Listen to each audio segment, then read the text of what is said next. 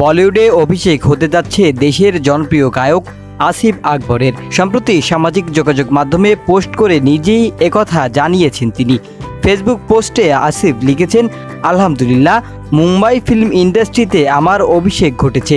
প্রিয় বাংলাদেশের পতাকা উড়িয়েছি। আল্লাহ মহান, ভালোবাসা অবিরাম। এমন সুখবর পেয়ে গায়কের ভক্ত ও শুভাকাঙ্ক্ষীরা তাকে শুভকামনা জানিয়েছে। তবে আসিফ তার গানের বিষয়ে বিস্তারিত এখনই জানাননি। জানা যায়, কিছুদিন আগেই মুম্বাইতে পাড়ি জমিয়েছেন আসিফ আকবর। সম্প্রতি অস্কারজয়ী সুরকার এআর রহমানের মুম্বাইয়ের স্টুডিওতে তার গান রেকর্ড হয়েছে। KM স্টুডিওতে গান রেকর্ডের পর কিছু ছবি ফেসবুকে শেয়ার করেছেন তিনি। পাশাপাশি ভারত ও বাংলাদেশের মিউজিক ইন্ডাস্ট্রির পার্থক্য তুলে ধরেছেন এই তারকা।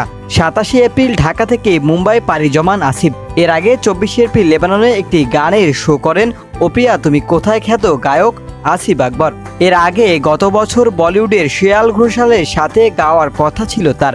তবে এবার আসিফের সহশিল্পী হিসেবে কি শ্রেয়া ঘোষাল আছে কিনা তা জানা যায়নি।